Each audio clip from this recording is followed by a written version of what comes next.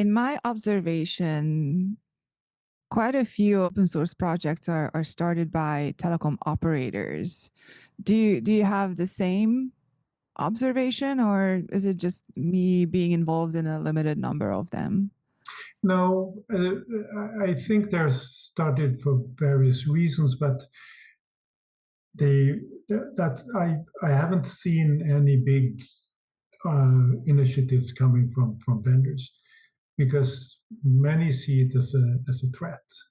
They see it as an interference in their sort of internal business, and even I mean open source in a vendor is very much a grassroots movement. It is the designers and it's the design units and individuals that are driving that. And at least middle management don't like that. They don't like the dependency that they see there. They should realize that they can't get away from it, but they try anyway.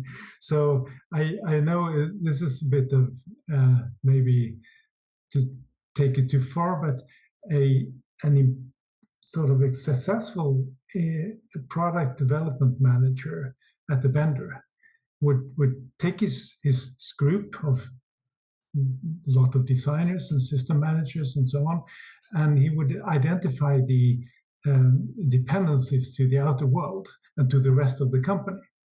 And then he would try to block those dependencies, to take them away.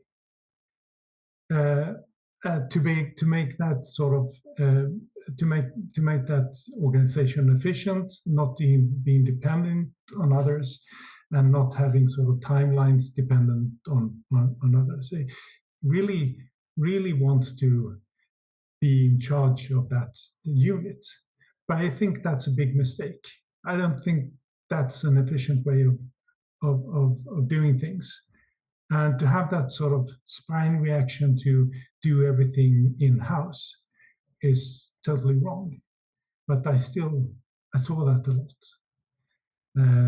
To be dependent and to produce very optimistic timelines and budgets for the development, which they then frequently broke and came back with double budget, double time, and so on. So I think I tried at some point, but I never was successful in trying to get this startup mentality into Ericsson in my case. But I also talked to others from other vendors, so I think it's a general problem because everyone feels that rich. Even if they have a small product, they feel like they're the big telecom vendor and they can spend time and money forever on something.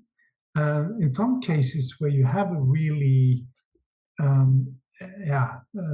profitable product, you should do that, and you can do that.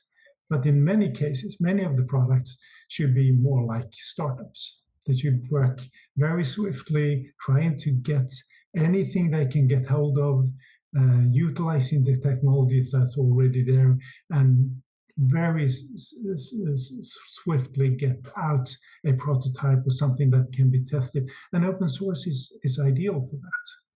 And also to pick up open source implementations. But that's difficult to get that culture in because everything tends to be seen the same in the company. It's difficult to have very diverse business models or ways of working in the same company.